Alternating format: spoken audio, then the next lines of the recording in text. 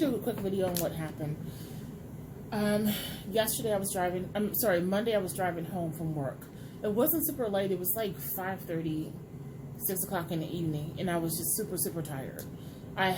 Lately when I sleep, I don't get enough sleep, so I don't sleep well when I sleep, and I'm still tired the entire day. So like right now, my body feels drained. It feels very beaten up. It feels beaten up and it feels tired. Yeah, there's water all over my shirt. I just washed dishes.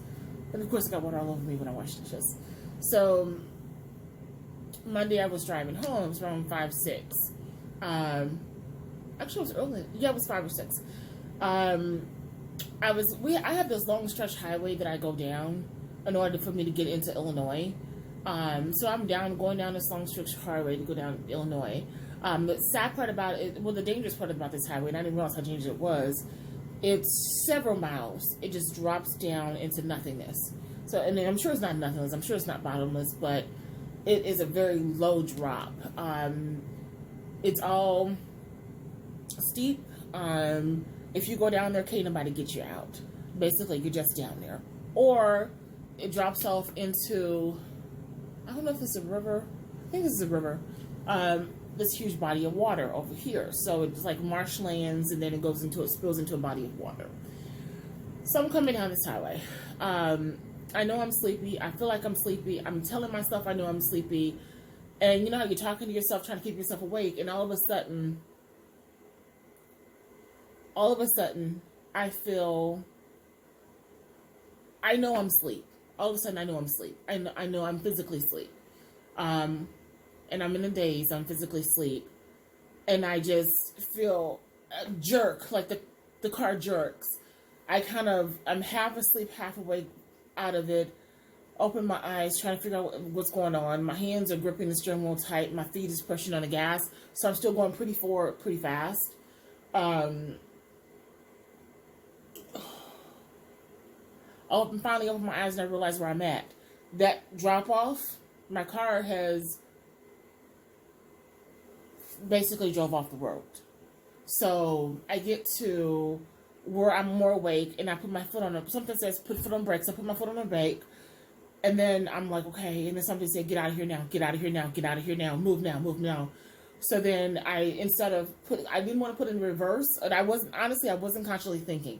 Something just says, turn now and get out of here now. So I turned and went, it's up and down hills. So I turned, kind of went up, kind of went down, went around, went like this. My car turned. I thought my car was going to flip over.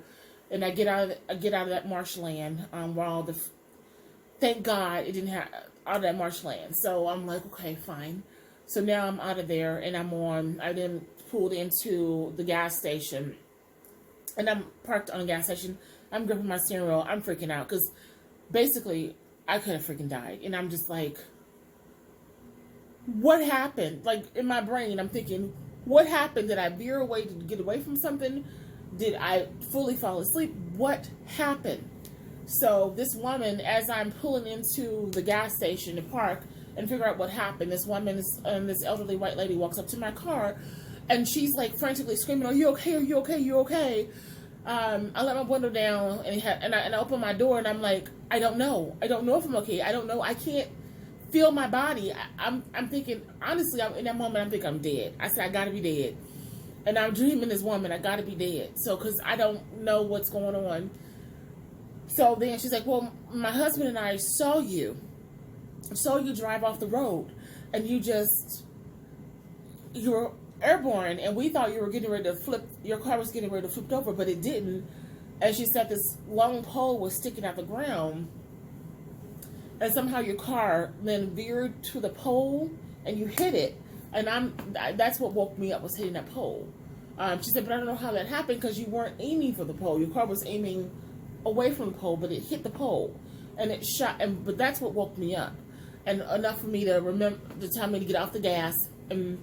Because I'm gunning the gas. The whole time I'm gunning the gas, which means I'm flying deeper into that marshland, which is going into the spill-off lake, which is fucking dangerous as hell. Because when you sink down in there, you cannot get out. It will drown you. So I hit the pole. She said, you hit the pole. And she said, I saw you come back out. She said, how did you get out of there? I said, I don't know. Something just told me to turn my car around, just not back it up, but turn it around, which I did. And something told me just go up and go down and over. She's like, well, I don't know how the hell you got out of there, but... And then her husband came up. He was like, are you okay? He got real close to my face. He was like, are you okay? Are you okay? He said, you look okay. Are you okay? He's like, because we saw you. We heard you when you hit that big old pole. We heard you. And then he said, we saw you, and we just thought you were gone. That you were going to go over the cliff and just be dead and gone. We thought you were going to flip over and just go over. And I'm like, I'm okay. I think I'm okay. And she's like, and she's fanning me. And I'm like, what are you fanning me for? She goes, there's mosquitoes all over you. So she's knocking the mosquitoes off of me.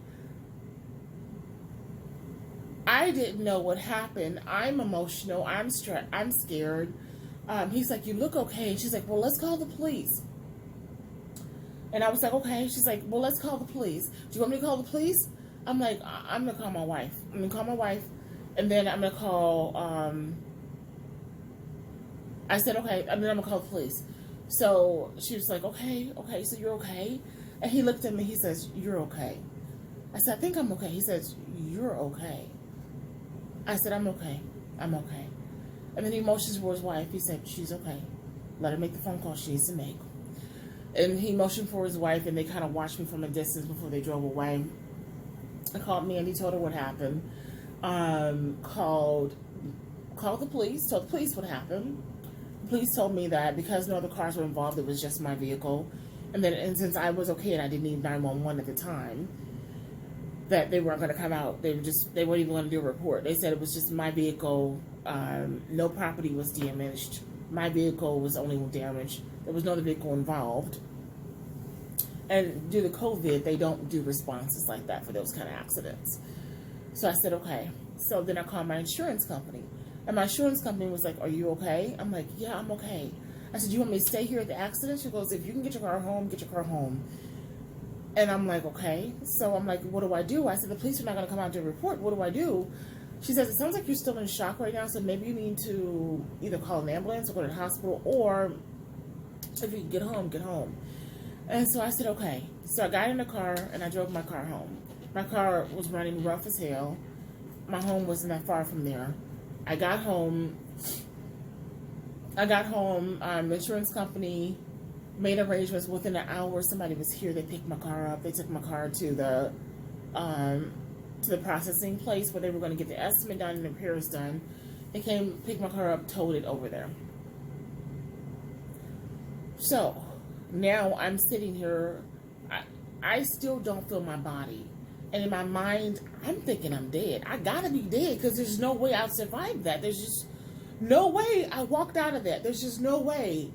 I'm like, okay, I gotta be dead. This is not happening. So I'm talking to Mandy, and I'm telling Mandy, I must be dreaming. This is not happening. I have to be dreaming. I gotta be dead because this doesn't make any sense.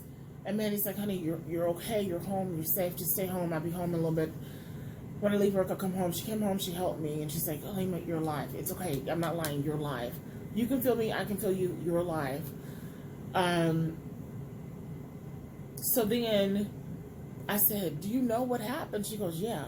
She said, if that would have happened 2 seconds later than where I went off, if I would have went 2 more seconds, I would have went down in that, it's like a gully.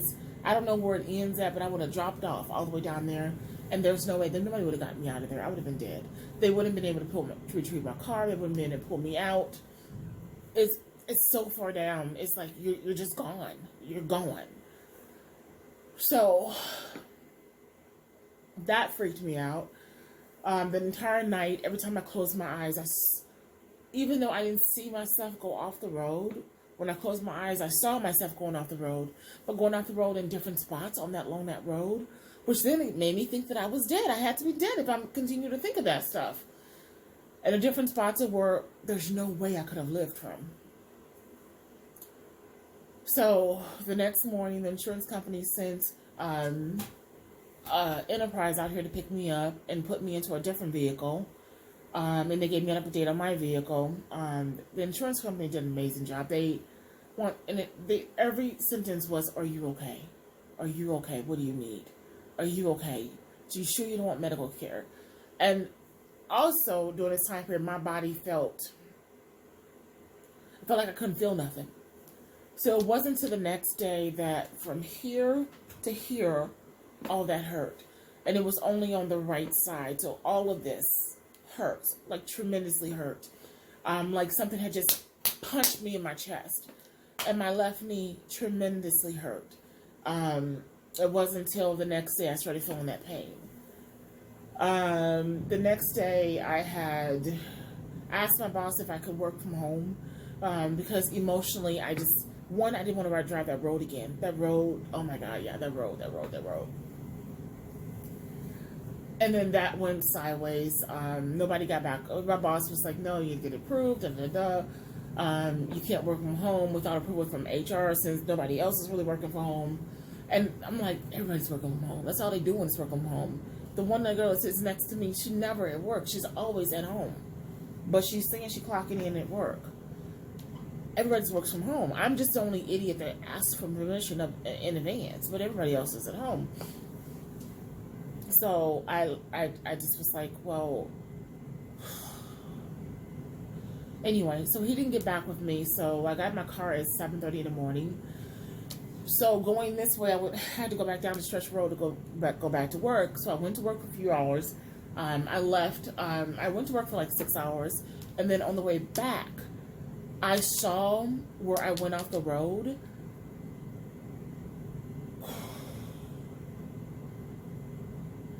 I was so far in that area that's why that man kept saying, "How did you get out of there? How did you get out of there?" He said that for a reason, because I could see the lines where my tires went in. And it's so far in. There's no way I should have gotten out. My car should have sunk in. It should have sunk in because that's all swamp water. That's all, it's like quicksand earth. It should have just sunk in. But it didn't sink in. I was able to kind of rotate and drive up and drive out. And again, I don't fully remember. All I remember was hearing a voice in my head kept saying, "Move, move now, move." And when I woke up, it said, "Get up, get up, get up now." And when I hit the pole, something said, "Get up now." And I got up and it said, "Move." And I just moved. And so when I drive down the road, I can see where I went in. I can see the tire tracks all the way into the area. There is no way I should have lived. And then if you go down 2 seconds, the drop off is right there. And then once you pass that drop off, the whole 6 to 7 minutes down the road, it's just drop offs. And then as soon as you get past the drop offs, you go directly to the bridge, which is completely over into the river. There's just, how I went off of that spot makes, I got blessed. I got so blessed.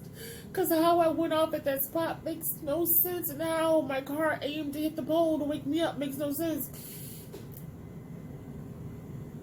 I was blessed. And I don't really have any injuries. I don't have any marks. I don't have any bruises. I don't have anything.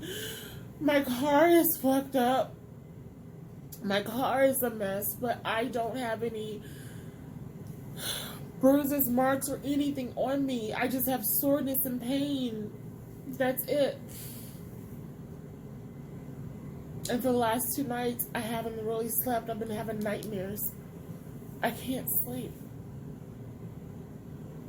It doesn't mean that I'm not grateful. I'm grateful because my mom said it was my brother. My mom said my brother was my angel. He was the one that was leading me that day. And he kind of woke me up and he got me out of there. And I believe that because my brother was always my protector. He protected all of us. He was always a leader, a protector, a guider. I am so grateful to be alive. I am grateful. I'm grateful that I didn't die, that I didn't get hurt, that My car didn't sink in. It didn't drive all over. I'm grateful. I'm grateful.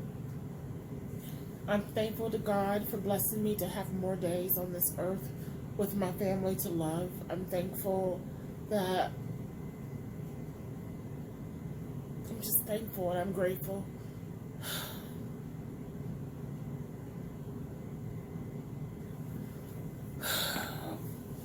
It's a lot to process. It truly is a lot to process. And if I would have known, if someone would have told me that story, I'd be like, yeah, you're exaggerating, you're making this up. Not. The lady said, we thought you were gone. She said, we thought your car was flipping over and you were just gone. And there's no way anybody was going to get you out of there. And I'm like, but I'm not going. And which I'm grateful for. But I have no clue. I have no clue how my car didn't flip going in, didn't flip going out. And I have no clue how I got out. I really don't know how I got out. I don't know how I was able to move out, but I'm grateful. I'm grateful and I'm thankful, and my car's getting repaired, so that doesn't really matter. But that doesn't really matter to me. That's why we have insurance. It's for those things, for emergencies and accidents.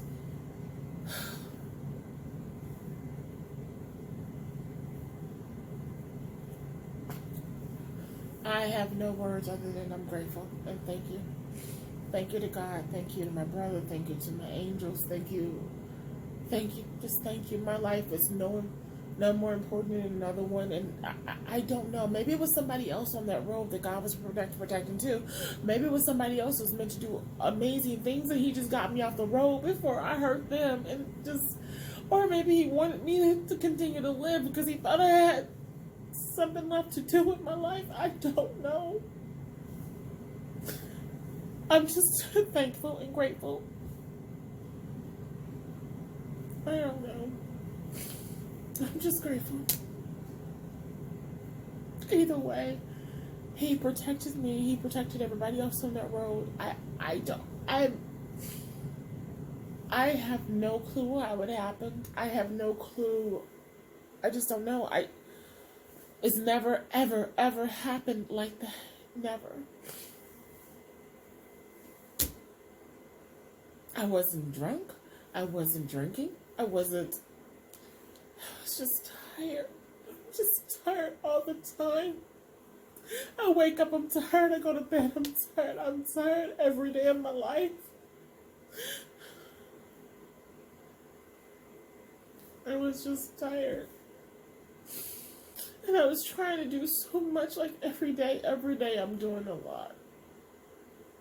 But I would have never thought that would have happened. I don't even know how I got out. I don't even know how, but I'm just grateful. I'm just grateful God is good. And if my brother was the angel that saved me,